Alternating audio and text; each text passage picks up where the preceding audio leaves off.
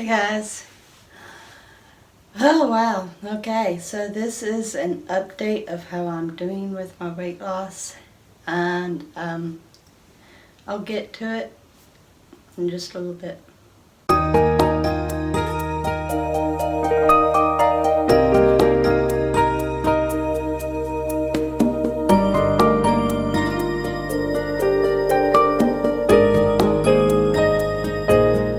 Okay, so in my last video I had told you that I had to read up on what was more suitable for hypothyroidism. And I shared with you the importance of certain foods and whatnot to make sure to keep inflammation down and everything. And so what is really sad is that I turned around and failed to keep up with it myself. I failed. I ended up going on a junk food binge, major. And I had told Jens that I was eating like 4 times a day and that I was losing the weight, and I was at that time. As you can see, like right now, yeah, I have noticed it coming back through my face, my neck, my stomach, my legs. So I went on ahead and done a measurement today. And once again, I started over at day 1, today. And that's the reason why I'm putting this video out to you, because today is day 1 again. And I thought it was fair for me to let you know where I'm at on day 1. So I am wanting to measure myself once a week, every Sunday. Whether or not I do, I don't know. But once again, I had a boo-hoo moment to my Lord last night. And then I asked him a very simple question. Why is it that I always have my regrets right before bedtime? Why can't I have those you dummy moments in the morning all day long and allow that to be my strengthening point? So I told him I wanted to have a plan that I would stick with. And it's going to take so much of my Lord to help me with any of this, seriously.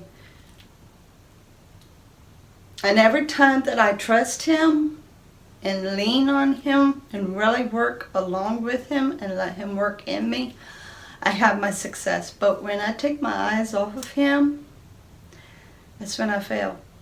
Every single time. And I have said that so many times before in my videos. So considering what I know about hypothyroidism and the foods that works best with it, which consists of making sure that you've got your proteins and you've got a moderation of fats, and that you work with the more slow and fibrous carbs.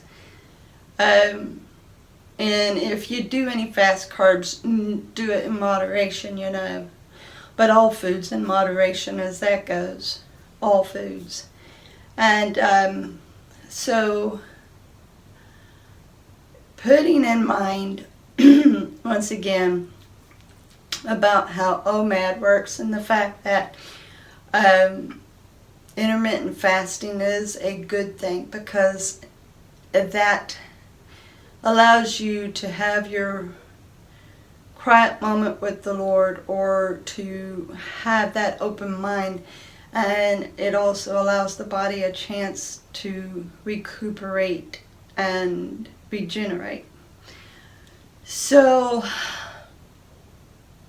I'm not going to say that the Lord gave it to me, but I like to believe that maybe He kind of directed me. So I'm kind of going on an OMAD, but it's not OMAD. I don't want to call it a 2MAD. And I'm not wanting to call it a warrior. I don't know exactly what you would call it, but I had decided that I would eat at 11 every day my one main meal that would consist of a few proteins and, of course, moderate fats, and work with the more fibrous and slow carbs, the better carbs, you know. And then at 6 o'clock, I have toast with peanut butter. And that would be more or less just my snack. With the toast, it would be whole grain bread, whole wheat bread, 100% whole wheat. And that way I've also got the grains, which is a very important thing. Whole grains is just as important for the thyroid when you've got hypothyroidism. So the toast, the bread, takes care of that. And of course the healthy fats that's in nuts, therefore it's in the peanut butter. So I've got myself a satisfying snack. And also in consideration, I've had to go to decaf coffee a long time ago, so I'm drinking decaf. And since I prefer my cream and sugar, now have my coffee with my meal at 11 o'clock. And then with my snack, I have decaffeinated tea, which will be chamomile. I really like the taste of chamomile, and I don't have any sugar in it. I drink it sugar-free, unsweetened. So that's the one thing about that kind of tea. It doesn't lay heavy. I can tolerate it without sugar. And so therefore, yes, that will go with my toast at 6 o'clock. And then, of course, that gives me one very large window to get into intermittent fasting. So like I said, you can't really call it a warrior diet, and you can't necessarily call it a 2MAD, but it's not a 1MAD either. It's not a NOMAD either. So all I know is that it's what I'm going to do. And I know I'll lose weight by doing that. I know that for a fact. Sticking with it is what I really need to deal with. I need to be able to stick with it. Also, I have decided to, since it had said in the article that it is important for those with hypothyroidism to keep a diary, food diary, I have decided that instead of keeping a food diary, I am going to write a daily menu. So I have got, starting today, I'd already made my menu and already ate my 11 o'clock meal, which ended up extending a little longer, but I have got written down for 4 days, like I said, including today, my meal plan for that day. And I plan on sticking with that. So what I've got written is what I plan on eating.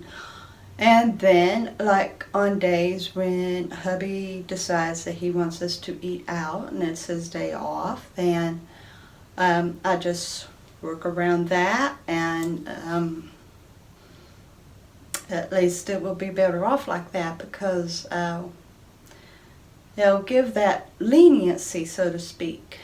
But I tell you what, with working on eating foods that's better for my thyroid, it puts somewhat of a damper on where to eat out. I'm being more conscientious of what is at the different restaurants, so that I try to make a wiser choice in what to put in my order, so to speak. And also, the one thing that I have noticed, because even though I had gone on a junk food binge, I was still eating foods, my meals. I was making sure to be consistent with the foods that is good for my thyroid. And I have noticed by doing so, it has helped my body warm up.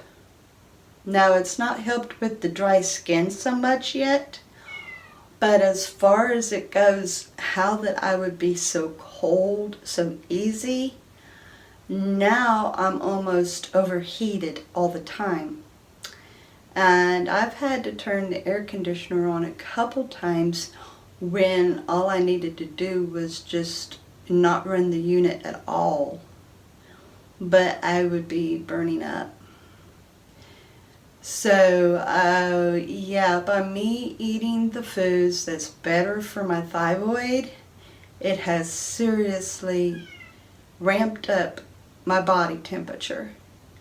And that's good, because I can't stand freezing. It's painful to freeze.